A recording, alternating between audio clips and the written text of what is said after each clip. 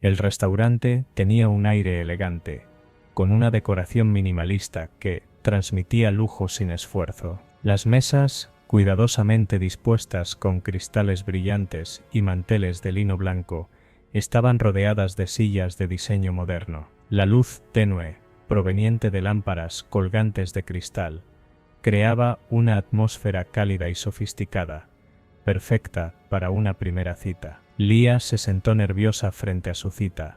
Javier, un hombre que había conocido a través de una aplicación de citas. Él era el tipo de hombre que aparentaba tenerlo todo, inteligente, simpático y atractivo. La conversación fluía bien. Ambos reían cómodamente mientras el camarero servía el primer plato, una entrada de espárragos con crema de queso de cabra y trufa. Lía no podía evitar sentir que todo estaba sucediendo demasiado rápido, pero las sonrisas de Javier la tranquilizaban. «Está delicioso», dijo Javier, tomando un bocado y observando a Lía con una mirada cómplice. «Nunca he probado algo tan refinado». Lía asintió, sintiendo una ligera presión en el pecho. No estaba acostumbrada a este tipo de restaurantes, ni a este tipo de citas, pero algo en la forma en que Javier la miraba la hacía sentir que todo estaba bien, que no debía preocuparse. «Todo está bien, Lía, todo está perfecto», pensó para sí misma, obligándose a relajarse. El camarero volvió a acercarse con una botella de vino y vertió una copa para ambos. El líquido se deslizó en las copas de cristal, brillando bajo la luz. La cena continuaba sin contratiempos, como un ballet de platos exquisitos y conversaciones ligeras. Pero, de repente, el ambiente cambió. Un ruido sordo y extraño comenzó a filtrarse a través del murmullo de los comensales. No era un ruido común, sino algo que crecía con cada segundo, un sonido que parecía provenir del fondo del restaurante. Al principio, Lía pensó que era parte de una broma o algún tipo de actuación, quizás un camarero disfrazado de algo cómico para entretener a los comensales, pero lo que sucedió a continuación fue aún más extraño. De la nada, la puerta del restaurante se abrió de golpe, y un hombre irrumpió en el lugar con pasos torpes pero ruidosos. Estaba vestido con un gigantesco disfraz de Peppa Pig, la famosa cerdita animada, pero su versión era grotesca. El traje estaba visiblemente sucio, el rostro del personaje distorsionado, en una mueca de desesperación. Su máscara era de plástico, con un agujero grande para los ojos, y su voz era insoportablemente chillona. «La comida orgánica es la única opción que tenemos. No permitas que te engañen con esa comida procesada», gritó el hombre disfrazado, señalando a los comensales con un dedo tembloroso. «La salud es lo primero, y los productos orgánicos salvarán a la humanidad de su propia destrucción». Un silencio sepulcral invadió el restaurante. Los clientes miraban incrédulos, sin saber si era parte de una actuación o si realmente se trataba de una invasión caótica. El hombre siguió gritando sobre la importancia de los alimentos sin químicos, sobre cómo el sistema alimentario estaba manipulando las mentes de las personas, y cómo todos deberían dejar de consumir productos transgénicos. Lía, paralizada, no podía apartar la mirada del hombre. Sus ojos, grandes y desorbitados, brillaban con una obsesión inexplicable. La forma en que agitaba los brazos en el aire, como si estuviera predicando sobre el fin del mundo, hacía que la atmósfera se volviera espesa, incómoda, casi opresiva. «No lo permitas», continuó el hombre, señalando el plato de Lía. «Ese espárrago está contaminado por la industria». Javier, visiblemente incómodo, trató de levantarse, pero el hombre de Peppa Pig comenzó a caminar hacia su mesa, su risa demente resonando en el aire. «Eres parte del problema. Todos lo son. Las cosechas de los verdaderos agricultores están siendo suplantadas por estas mentiras». El hombre levantó los brazos como si estuviera presenciando un acto de justicia divina. «Pero yo lo puedo salvar todo. Coman de la tierra, coman de lo puro». En un arranque de pánico, un comensal cerca de la entrada se levantó de su silla y comenzó a gritar, pidiendo ayuda. Los murmullos comenzaron a crecer como una ola de caos. Algunos intentaron levantarse, pero la figura de Peppa Pig continuaba bloqueando la salida, dando saltos erráticos por el restaurante, mientras seguía su perorata sobre la comida orgánica. La escena se transformó en un carnaval de confusión y terror.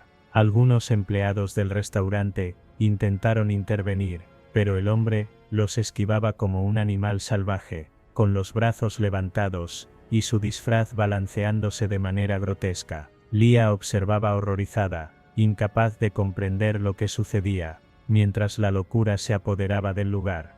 De repente, el hombre dejó de gritar y se acercó a la mesa de Lia y Javier, con una mirada de desdén. Miró los platos, la copa de vino y luego a sus rostros.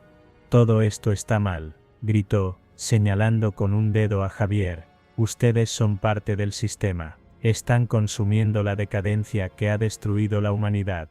Lia sintió que el mundo entero se desmoronaba a su alrededor. Su cita, que había comenzado tan bien, ahora era una pesadilla viviente. Todo lo que había sido elegante y sofisticado se convirtió en un caos irreconocible. Javier, con la cara tensa y pálida, intentó calmar la situación, pero no sabía cómo. «Lo siento, estamos solo en una cita», murmuró, sin saber cómo manejarlo. El hombre disfrazado de Peppa Pig lo miró fijamente, con una sonrisa torcida en su rostro de plástico.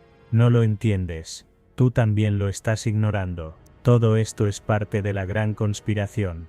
Y, con un movimiento brusco, derrapó hacia otro grupo de comensales, a quienes comenzó a gritar con furia. La policía finalmente llegó, alertada por los gritos y el caos generalizado, pero cuando los oficiales intentaron controlar la situación, el hombre de Peppa Pig se desvaneció entre las mesas, saltando de un lado a otro, burlándose de todos, antes de correr hacia la salida. La puerta se cerró de golpe, y el sonido de sus pasos resonó en la noche. El restaurante quedó en completo silencio. Lia miró a Javier, quien se encontraba visiblemente avergonzado. El ambiente ya no era el mismo. El lujo había desaparecido, reemplazado por una sensación de incomodidad que flotaba en el aire. «¿Deberíamos irnos?», preguntó Javier, tomando su chaqueta. Lia asintió, incapaz de articular palabras. No era solo la perturbación de la escena lo que la había dejado en shock, sino la sensación de que el mundo entero, como el hombre de Peppa Pig había gritado, estaba mucho más lejos de lo que pensaba, y que su cita, aunque aparentemente perfecta, había sido arruinada por algo que ni siquiera podía comprender. Con el corazón aún acelerado, ambos se levantaron, abandonando el restaurante en silencio. La noche afuera era fresca, pero la sensación de inquietud no desapareció. El caos del restaurante parecía haber quedado atrás, pero la inquietud persistía, como si algo más estuviera por llegar.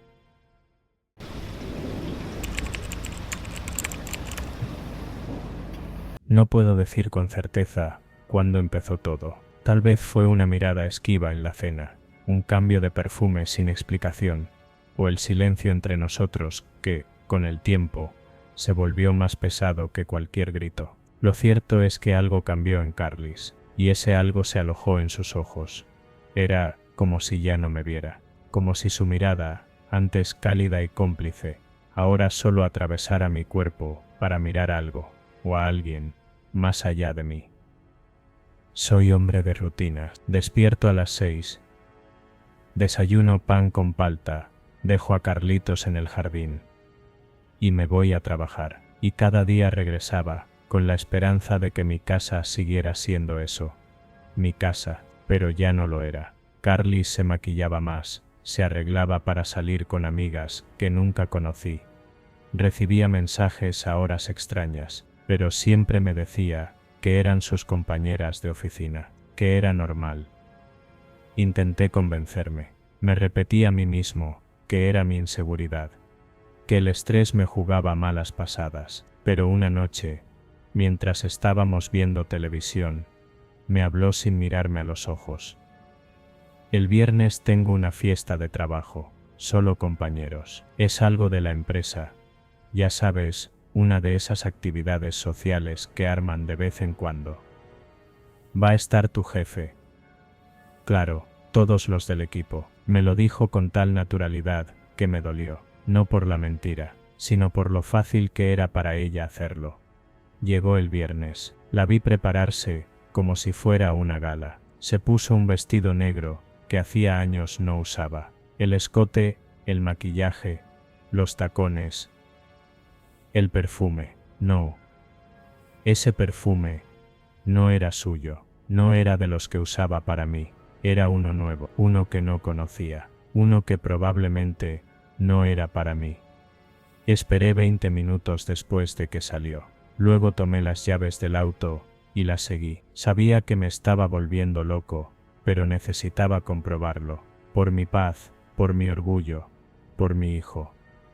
La encontré en un centro de eventos al sur de Santiago. No había logos de empresas, ni compañeros, solo música, luces y un ambiente que olía a secretos. Me estacioné en un lugar oscuro y esperé. No tenía plan. Solo tenía rabia. Pasó casi una hora hasta que la vi, y fue como si el aire se secara en mis pulmones. Carlis estaba riendo. Se reía como hacía tiempo. No lo hacía conmigo, y no estaba sola, estaba con él. Richard no era cualquier tipo, era su ex, aquel que había sido una sombra durante los primeros meses de nuestro matrimonio. Siempre me decía que no tenía importancia, que fue parte del pasado, que nunca lo volvió a ver. Mentira. Salí del auto, caminé hacia ellos. Ella me vio antes de que yo pudiera decir algo, y su rostro se deformó de miedo, no culpa, miedo. ¿Qué haces aquí?, me preguntó, tratando de sonar calmada. ¿Qué haces tú aquí? Carlis, esta es tu fiesta de trabajo. Richard retrocedió, ni me saludó, cobarde. Ella balbuceó algo, pero no la escuché. El ruido de mi sangre en los oídos era más fuerte. Solo recuerdo que me dio la espalda, que quiso irse, y que la tomé del brazo. Estás ocultando algo. ¿Por qué te asustas tanto? No estoy haciendo nada. Déjame. Sus ojos no podían mentir más. No estaba haciendo nada. Pero iba a hacerlo, o ya lo había hecho. Esa noche no hablamos, no gritamos, solo nos ignoramos. Narde chorarapu. Narde chorarapu. Narde orkutoriarapu. Narde chorarapu. Narde chorarapu. Narde chorarapu. Narde chorarapu. Narde chorarapu. Pasaron los días, y con ellos, mi mente se llenó de imágenes, escenarios, voces que no existían. Me dije que debía dejarlo pasar, que no tenía pruebas, que ella dijo que no pasó nada, pero el corazón no entiende razones.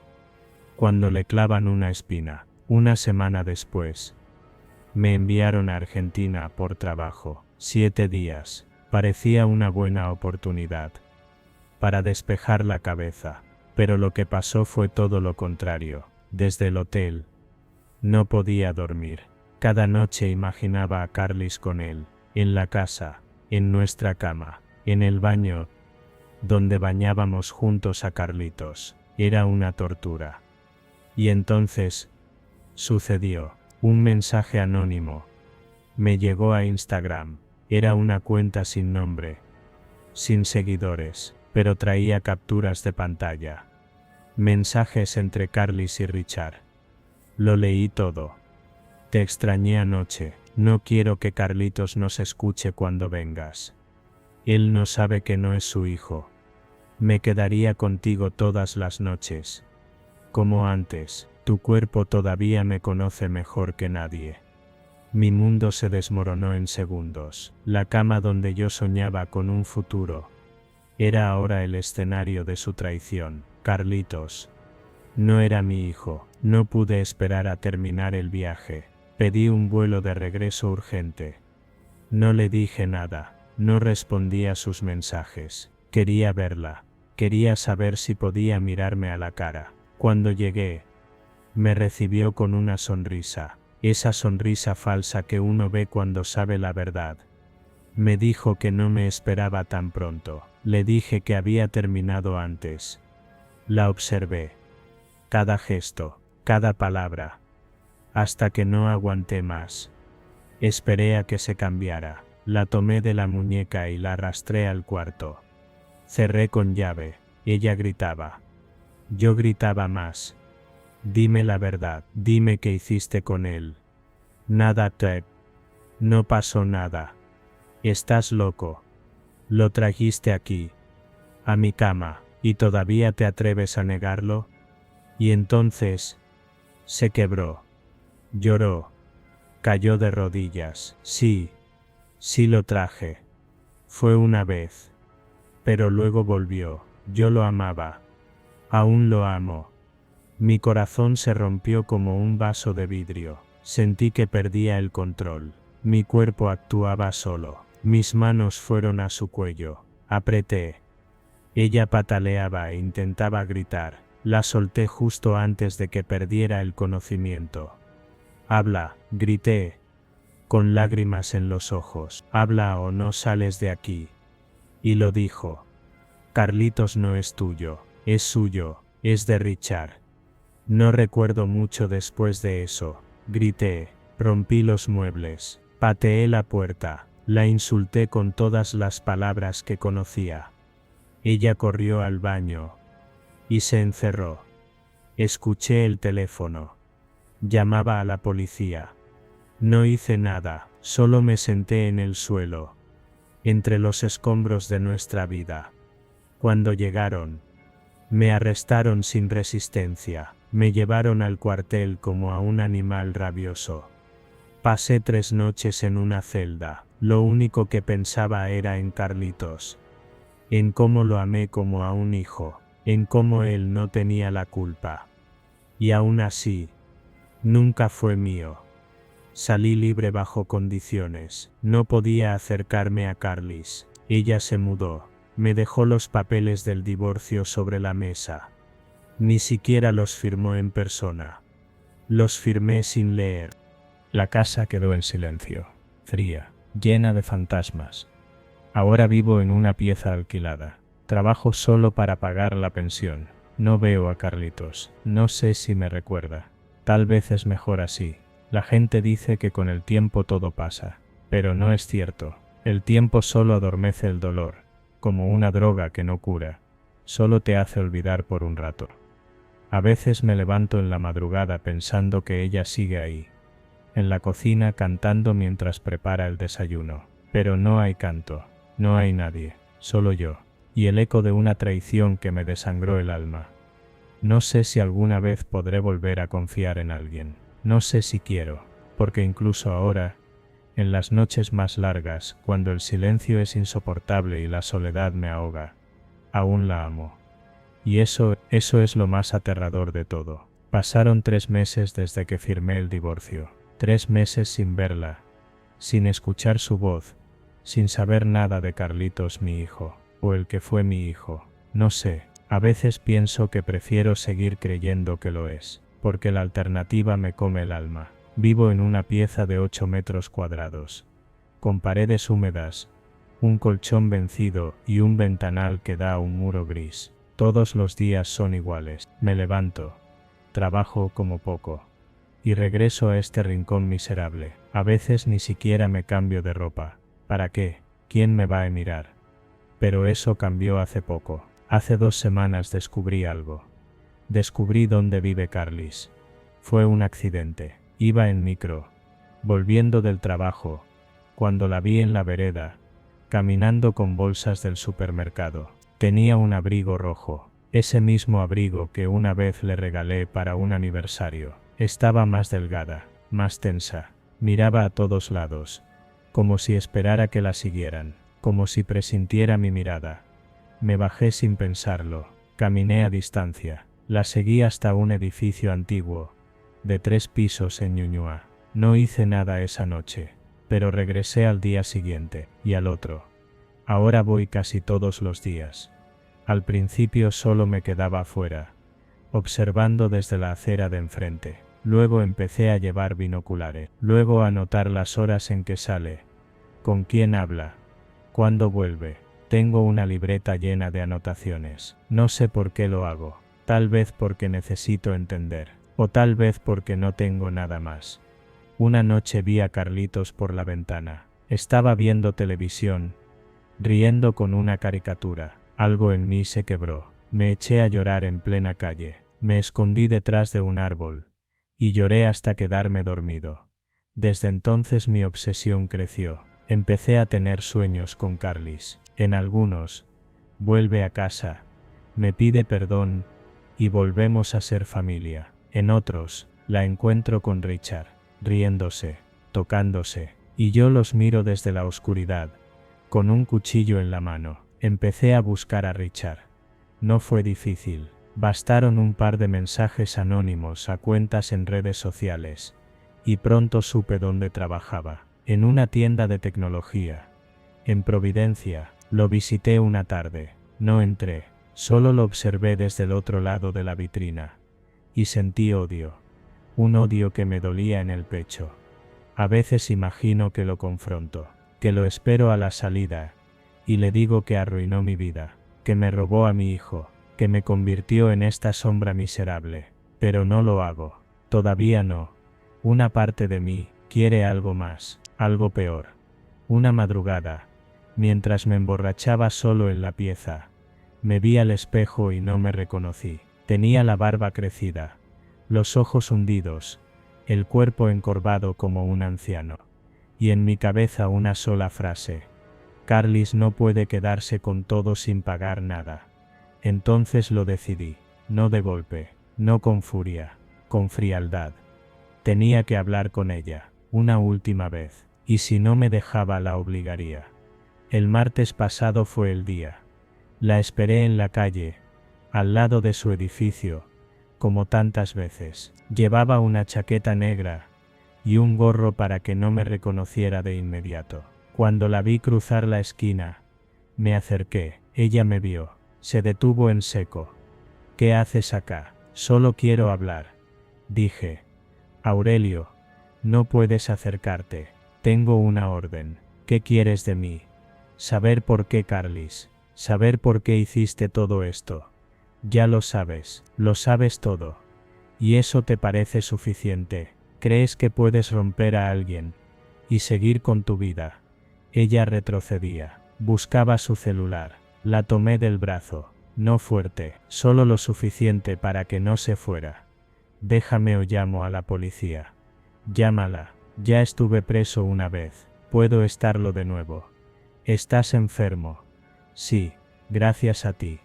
Ella se soltó. Entró corriendo al edificio. No la seguí. Me quedé allí mirando la puerta cerrarse. Gente pasó al lado mío. Algunos me miraron raro. No me importó. Me senté en una banca cercana, y lo entendí. Ya no tenía nada que perder. Hoy es sábado. Estoy escribiendo esto porque necesito dejar un registro. Tal vez nadie lo lea. Tal vez sí, pero si algo me llega a pasar, o si le pasa algo a ellos, quiero que sepan que no fue de golpe. Fue acumulación. Un goteo lento de dolor que me vació por dentro. Hoy tengo algo planeado. Voy a entrar a ese edificio. Sé cómo. Vi al conserje dejar la reja abierta varias veces. Sé en qué piso viven. Sé cuál es su ventana. Sé que Richard a veces va los sábados por la tarde. Hoy debería estar ahí. No tengo un arma. Solo una navaja. La tengo desde antes del divorcio. Nunca la usé. Pero hoy, no lo sé. No sé si iré con intención de matar. Tal vez solo quiero mirarles a la cara. Tal vez solo quiero que sientan miedo. El mismo miedo que yo he sentido durante meses. O tal vez, quiero que paguen. Porque el infierno en el que me metieron no tiene salida. Y si yo no puedo salir, tal vez ellos tampoco. Si esto termina mal. Si mañana encuentran una noticia en los diarios. Quiero que el mundo sepa que yo fui un hombre normal. Que amé. Que confié. Que fui destruido por la traición más profunda que puede sufrir un ser humano, la traición del hogar, del corazón, de la sangre. Y ahora solo queda una cosa: verlos a los ojos, y que el mundo tiemble. No sé exactamente en qué momento crucé el umbral. Supongo que fue lento, como cuando se va llenando una taza con agua hirviendo. No lo notas, hasta que se desborda. Y cuando lo hace ya no importa si quemas todo a tu alrededor. Ya no sientes el dolor, ya solo sientes necesidad. Hoy fue el día. Esperé como siempre. Desde la banca frente al edificio, a las 17:22. Lo vi, Richard, con su cara de idiota, con su ropa de diseñador, con su caminar confiado. Lo vi entrar sin mirar atrás, como si nada pudiera tocarlo, como si ya hubiese ganado. Me levanté. Pasé la reja sin que nadie me detuviera. Entré al edificio. No había conserje ese día. Qué suerte, ¿no? A veces el universo te da exactamente lo que necesitas cuando más lo deseas. Subí las escaleras. Segundo piso. Puerta 2 no. Sí, escuché risas. Risas de Carlitos. Una voz femenina. Y la de él. Toqué la puerta una vez. Silencio. Toqué de nuevo. Carlis abrió. Tardó un segundo en reconocerme. Un segundo antes de retroceder como si hubiera visto un demonio. ¿Qué haces? La empujé hacia adentro. Cerré la puerta detrás de mí. Richard se levantó del sillón. Tenía en brazos a Carlitos. El niño me vio. Sonrió. Me dijo: «Papá». Ese sonido fue lo último que me sostuvo antes de caer por completo.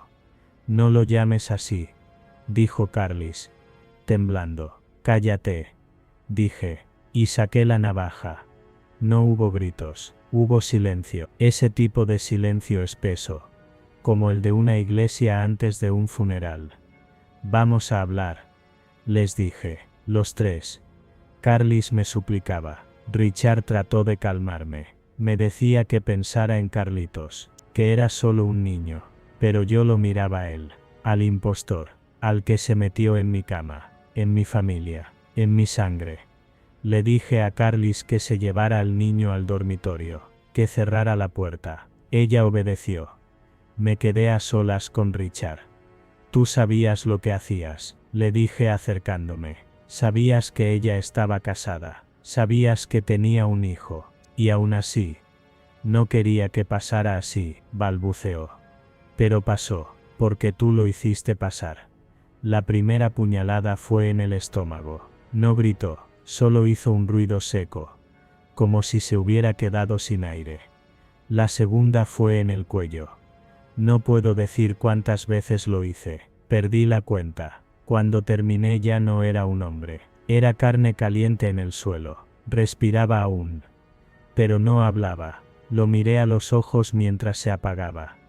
Y sentí paz. Carlis salió corriendo del cuarto, gritaba, lloraba, intentó empujarme, me arañó, me escupió. No la lastimé, solo le dije: «Tú también sabías». Y me fui. Salí caminando por la escalera. Nadie me vio, nadie gritó, nadie sospechó. Caminé 6 cuadras hasta una comisaría. Entré solo con la ropa ensangrentada.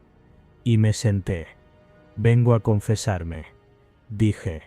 Me miraron como si estuviera loco. Supongo que lo estaba. Uno de los carabineros se acercó con calma. «¿Qué hiciste?» «Lo maté, a Richard, en el departamento 2000, edificio de Ñuñoa. Pregunten por Carlis, ella lo vio todo». No puse resistencia. Me esposaron. Me metieron en una celda. Y aquí estoy, escribiendo esto desde la enfermería del penal. Me dieron papel, me dejaron escribir, tal vez porque me ven tranquilo, tal vez porque ya no represento un peligro. Y tal vez sea cierto. Ya no tengo nada más que destruir. Hoy me visitaron 2 psicólogos, me preguntaron si me arrepiento. Les dije que no, que lo volvería a hacer, que hay traiciones que son como ácido, te queman hasta los huesos, y que a veces para sobrevivir, uno tiene que devolver el golpe. Me preguntaron por Carlitos, no respondí. ¿Cómo se le explica a un niño que su papá mató a su verdadero padre? No se puede. Y sin embargo en mi corazón, sigue siendo mi hijo, porque lo crié, porque lo cuidé, porque lo amé más de lo que jamás podrán entender. Carlis testificó, dijo que todo fue en defensa propia, que me había vuelto loco, que tenía antecedentes, que había estado obsesionado, y no mintió, todo era cierto.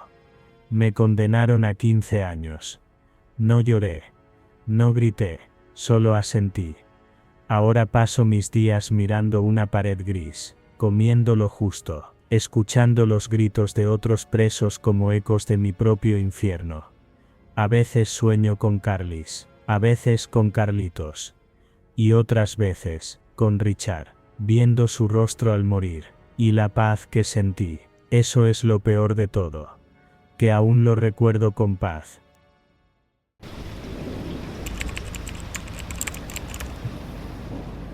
Mi llegada a Nueva York fue todo un torbellino de emociones. Después de semanas de trámites, de decirle adiós a Venezuela y de adaptarme al bullicio y caos de esta nueva vida, no sabía si estaba dispuesto a enfrentar lo que vendría, pero siempre había oído hablar de las oportunidades en esta ciudad, y aunque estaba lejos de mi familia, sentía que este era mi momento. Me registré en Tinder, como muchos lo hacen cuando buscan conectar con alguien. No era mi estilo, pero ¿quién podía culparme?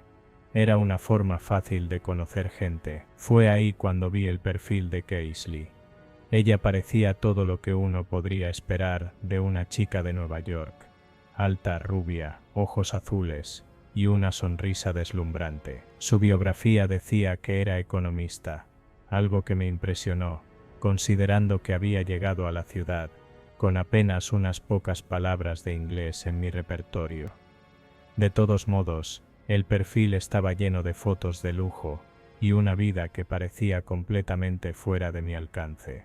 Pero, como todo novato en la ciudad, decidí intentarlo. La conversación fue fluida desde el principio. Keisley me parecía divertida, culta y, sobre todo, interesada en lo que tenía que decir. Había algo cautivador en su forma de hablar, como si estuviera acostumbrada a tener el control de la conversación. Nos quedamos hablando durante días, hasta que finalmente acordamos vernos. Ella me propuso encontrarnos en su apartamento, algo que me sorprendió, ya que en mi mente, la ciudad era un lugar donde se mantenía una cierta distancia entre los recién llegados y los nativos, pero acepté, intrigado y emocionado por la idea de conocer a alguien que al parecer tenía una vida tan fascinante. El día de nuestra cita, tomé el metro con una mezcla de nervios y curiosidad. Keisley me dio la dirección, y al llegar, me quedé asombrado por lo grande y lujoso que era el edificio. Había algo raro en el aire, una especie de silencio que no coincidía con la típica agitación de Nueva York, como si el edificio estuviera desconectado del resto de la ciudad, una burbuja de lujo. Me recibió en la puerta con una sonrisa deslumbrante, vestida con un conjunto blanco que la hacía parecer aún más alta. Entré y, de inmediato, la opulencia del apartamento me dejó sin palabras. Todo era perfecto, cada detalle meticulosamente cuidado, desde las paredes con arte contemporáneo hasta la vista impresionante de la ciudad. Pero algo en sus ojos, algo que no podía definir, me hizo sentir incómodo. «Bienvenido, Andy, estaba esperando que llegaras», dijo, guiándome al salón. «Espero que te guste el vino, es de una bodega francesa que visité hace poco». Nos sentamos a charlar durante un rato, pero notaba que algo estaba mal. Había un aire de tensión, como si Keisley estuviera demasiado pendiente de mí, observándome más de lo que me parecía normal. Me preguntó sobre mi vida en Venezuela, sobre mis sueños y en especial sobre por qué había decidido venir a Nueva York. Mientras hablábamos, el vino fluía y yo comenzaba a sentirme más relajado, más dispuesto a disfrutar de la noche. Sin embargo, la conversación cambió de tono rápidamente. Keisley comenzó a hablar de sus proyectos secretos, de cómo, a veces, la gente en posiciones de poder no era quien decía ser, y cómo la economía mundial estaba controlada por unos pocos. Pero sus palabras se volvían cada vez más desconcertantes. Estaba claro que se sentía muy superior a mí, como si yo fuera una pieza en un juego del cual no comprendía las reglas. En un momento, se levantó de su asiento y me indicó que la siguiera al otro lado del apartamento. «Tengo algo que mostrarte», dijo, y su tono ahora sonaba más grave, casi amenazante. En ese momento, sentí una extraña sensación en mi estómago. Algo en mis entrañas me decía que debía irme, pero mis pies seguían adelante. La curiosidad, o quizás la ingenuidad, me hicieron seguirla. El cuarto al que me llevó era una sala cerrada, con una cámara web en el centro, junto a una silla de metal. «¿Qué es esto?», pregunté, desconcertado. «Es solo una pequeña parte de mi trabajo, una demostración de lo que puedo hacer. Tienes una oportunidad única aquí, Andy, solo tienes que confiar en mí», respondió con una sonrisa inquietante. El tono de su voz había cambiado completamente. Ya no era la mujer encantadora que había conocido en Tinder. Había algo en ella que ahora me parecía peligroso, pero el miedo comenzó a invadirme solo cuando vi el brillo en sus ojos. Ya no era el brillo de una economista exitosa, o de una persona que disfrutaba de la vida. Era el brillo de alguien que había cruzado una línea, y no tenía intención de dar marcha atrás. ¿Qué quieres decir con eso?, pregunté, retrocediendo un paso. «Quiero mostrarte algo que me gustaría que hicieras por mí», dijo, y me empujó suavemente hacia la silla. «Solo confía en mí, y todo saldrá bien». Mi mente empezó a correr, pero ya era demasiado tarde. Los segundos se alargaban, el aire se hacía espeso, y mi respiración se volvió pesada. Todo a mi alrededor comenzó a sentirse ajeno, como si estuviera atrapado en un sueño del que no podía despertar. Casely, la chica con la que había estado chateando durante semanas, la mujer que parecía tener todo bajo control, ahora estaba frente a mí con una mirada que destilaba una mezcla de frialdad y deseo. «Andy, necesitas entender algo. Tú y yo estamos destinados a trabajar juntos, pero no de la manera en que tú crees», dijo con voz tranquila, casi como si estuviera dando una clase magistral sobre economía. ¿Qué quieres decir?», pregunté, mi cuerpo tenso, sintiendo una ola de pánico subiendo por mi espalda, pero no podía moverme. Algo dentro de mí me decía que cualquier intento de escapar solo empeoraría las cosas. Casely se acercó lentamente, y en ese momento vi que su comportamiento era más frío y calculador de lo que jamás había imaginado. Ella ya no era la chica simpática que me había mostrado en Tinder. Se había transformado en algo mucho más peligroso. Podía ver en su rostro un desdén casi palpable, como si estuviera disfrutando de mi incomodidad. Sin embargo, no dejaba de sonreír. Una sonrisa que era más un desafío que un gesto de calidez. «Es simple, Andy. Eres perfecto para lo que necesito. Lo que yo hago no es legal, pero, bueno, tú no te importas, ¿verdad?», dijo, casi como si estuviera conversando sobre el clima. «¿Qué estás diciendo? ¿Qué vas a hacer?». Mi voz salió temblorosa, pero no pude evitarlo. La tensión en el aire era insoportable. Mis manos comenzaban a sudar, y todo mi cuerpo gritaba por huir. «Relájate», dijo ella, colocando su mano sobre mi hombro de manera condescendiente. «Nada de esto te va a doler. Lo único que necesitas hacer es colaborar un poco. Verás que todo va a salir bien. Pero necesito que confíes en mí. Confía en lo que hago, Andy.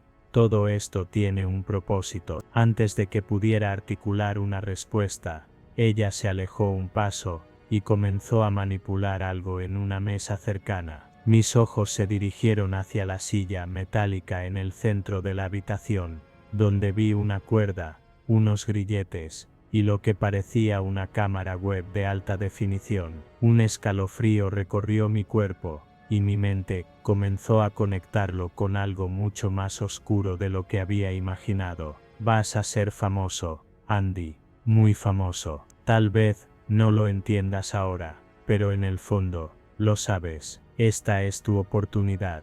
Es el camino hacia tu nueva vida. Es el camino hacia la cima. Su voz se volvió casi hipnótica. En ese momento, el miedo me atravesó por completo. Sentí una presión en el pecho, como si el aire se estuviera agotando a mi alrededor. Mis pensamientos no lograban concretarse, y la sensación de estar atrapado era aplastante. Mi mente me gritaba que saliera corriendo, pero mis pies estaban pegados al suelo, como si algo invisible me lo impidiera. Casely se volvió hacia mí, y sin mediar palabra, comenzó a sujetarme. Su agarre era firme y cruel, y aunque intenté zafarme, no pude. Me empujó hacia la silla metálica. Intenté gritar, pero mi voz se quebró. Si te resistes, las cosas van a ser mucho más complicadas para ti, Andy. No tienes idea de lo que estás a punto de hacer, pero no te preocupes, pronto lo entenderás. Y créeme, te va a encantar, dijo, mientras se inclinaba hacia mí, como si lo que estaba diciendo fuera la cosa más normal del mundo. En ese momento, mi mente dejó de funcionar como normalmente lo hacía. No podía entender lo que estaba pasando. Estaba completamente paralizado, y el miedo me sobrepasaba. Casely, o quien quiera que fuera realmente, no parecía tener límites. En mi cabeza, la pregunta era una sola: ¿qué tipo de persona podía hacer algo como esto? Sé que esto suena raro, Andy, pero pronto verás que el mundo está lleno de personas que buscan escapar de lo que es correcto. Lo que yo hago, bueno, no es solo entretenimiento, es mucho más que eso. Estoy abriendo una ventana al futuro, y tú vas a ser parte de eso. Entonces, antes de que pudiera decir algo, la puerta se abrió, y entró un hombre corpulento, vestido con una camiseta de mezclilla, que no dejaba mucho a la imaginación. No estaba seguro si era parte de su equipo, o si tenía algún otro papel, pero su presencia no hacía más que aumentar la sensación de desesperación que ya sentía. Todo listo, Casely, dijo el hombre con voz grave. El público está esperando. Excelente, respondió Casely con una sonrisa sádica. Se volvió hacia mí. Ahora, Andy, vas a ser parte de algo grande, muy grande. Lo único que necesitas hacer es relajarte y no resistirte. Mi mente no podía comprender lo que estaba pasando. La cámara web se encendió, y una luz fría iluminó mi rostro. En ese momento, Casely comenzó a ajustar la cámara y a configurar algo en la pantalla, mientras el hombre se movía a mi lado, asegurando los grilletes a mis muñecas y tobillos. Mis pensamientos eran un caos absoluto. Estaba atrapado en algo que no entendía, rodeado de gente que no tenía ninguna intención de dejarme ir. Y entonces, una terrible y repugnante verdad comenzó a formarse en mi mente. Lo que Casely estaba diciendo no era un juego. Había algo en ella, en su mirada, que me decía que estaba a punto de ser parte de algo mucho más oscuro y macabro. Vamos a comenzar, dijo Casely, con una calma inquietante. El mundo te está mirando, Andy. El espectáculo está a punto de empezar. En ese momento, mi cuerpo comenzó a reaccionar al horror que estaba por suceder. No importaba lo que intentara hacer, ya no había forma de escapar. Estaba completamente atrapado en su trampa. La habitación se llenó de un zumbido eléctrico. El sonido de las cámaras, comenzando a transmitir, podía oír voces lejanas a través de los auriculares que Casely había colocado sobre mis oídos. En la pantalla, frente a mí, vi lo que estaba a punto de suceder, lo que ellos querían que sucediera. ¿Sabes lo que estás haciendo, Andy?, preguntó Casely, su voz más suave ahora, pero no menos amenazante. El mundo de la Deep Web es un lugar sin reglas. Aquí, la gente paga para ver lo que otros no se atreverían ni a imaginar. Mi corazón latía con fuerza, pero no había forma de escapar. No era solo una cuestión de miedo, Era la certeza de que mi vida nunca volvería a ser la misma. La cámara giró hacia un objeto en la esquina de la habitación, y mi estómago se revolvió al verlo. Era un cerdo, amarrado y sucio, cuya mirada vacía reflejaba la misma desesperación que yo sentía. Todo estaba en su lugar. La transmisión en vivo había comenzado, y miles de ojos de la Deep Web observaban lo que estaba por suceder. Casely se acercó, y vi algo en su rostro que me heló por completo, una mezcla de satisfacción y deseo morboso. Ella había planeado todo esto desde el principio. Yo no era más que un peón en su retorcido juego. Antes de que pudiera procesarlo, el hombre corpulento me agarró por los hombros y me empujó hacia el cerdo, mientras Casely ajustaba las cámaras, enfocándome. Los grilletes eran lo único que me sujetaba, y mis esfuerzos por resistir eran inútiles. La tensión de la situación, el pánico, la asfixia, todo me envolvía. Me estaban obligando a participar en algo terrible, algo que no podía describir con palabras. Estaba siendo humillado, degradado, y todo por la diversión enferma de aquellos que veían desde sus pantallas. El espectáculo no era para mí. No importaba si me resistía o no. Lo único que querían era mi sufrimiento, mi quebranto. Lo vas a hacer por mí, Andy. Lo vas a hacer porque no tienes otra opción. ¿Ves? En este mundo hay reglas. Y tú, Andy, has caído en el peor de los mundos, dijo Casely, mientras observaba, con una sonrisa, que parecía disfrutar del horror que estaba ante sus ojos. No sé cuánto tiempo estuve ahí. En algún momento, mi mente se quebró. Me volví nada. Ni Andy el venezolano, ni Andy el soñador, que había llegado a Nueva York. Solo un cuerpo, un instrumento en manos de esa mujer, que parecía más un demonio, disfrazado de ángel que un ser humano. Todo se volvió ruido. Las luces, las voces extrañas que llegaban por los auriculares, los gemidos del cerdo, las cámaras parpadeando, y el sonido sádico del teclado, donde Casely recibía donaciones por cada acto de humillación, miles de dólares por minuto. Sabía que estaba siendo destruido por completo, en vivo, para una audiencia invisible de monstruos. Pero justo cuando sentí que ya no quedaba nada de mí, algo cambió. El cerdo comenzó a gritar, como si también estuviera harto de esa locura. El tipo corpulento se distrajo por un segundo, intentando controlar al animal. Fue ahí cuando escuché el golpe seco, un portazo, luego otro, y entonces un grito, pero no de Casely.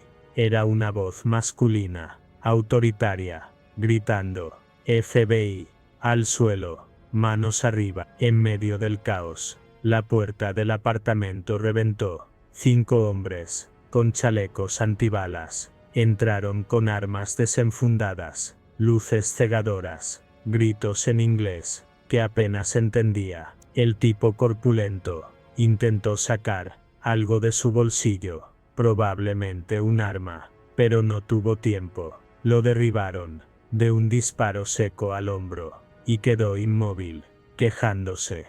Casely soltó una risa histérica, y comenzó a correr hacia la ventana, ignorando por completo a los oficiales, que le gritaban que se detuviera. Casely, no lo hagas, gritó uno, pero ella ni volteó, solo abrió los ventanales gigantes que daban a la terraza del piso 30. Me giré apenas, y la vi de espaldas. Se quitó la bata blanca, con una calma imposible, y susurró: no me atraparán, no me verán en una celda, y saltó. El golpe fue sordo. El silencio después, insoportable. Me desmayé, desperté en una camilla, con oxígeno, luces frías, y el zumbido de monitores médicos. Tenía moretones en los brazos, y marcas de grilletes en las muñecas. Un oficial hispano, con cara de no haber dormido en días, Me habló en español. Tranquilo, Andy. Ya estás a salvo. Te rescatamos, gracias a una denuncia anónima. Al parecer, alguien dentro de la red, algún espectador, no aguantó lo que vio. Yo no respondí, solo cerré los ojos y lloré, por lo vivido, por lo que casi hicieron de mí, por lo que me obligaron a hacer. Me enteré, después, que Casely no era estadounidense. Su verdadero nombre era Katarzyna Wolska, nacida en Polonia, con antecedentes de fraude digital y trata de personas. Había viajado por Europa, México y Estados Unidos, usando pasaportes falsos, cambiando identidades como quien cambia de ropa. No era economista, era parte de una red de explotación en la Deep Web, dedicada a captar migrantes vulnerables, someterlos, grabarlos y transmitir actos indescriptibles a cambio de criptomonedas. Lo más aterrador, ella no era la única, solo una pieza más, en un ajedrez global de horrores escondidos entre las sombras de la red. Han pasado 8 meses desde aquella noche. Me cambiaron de nombre.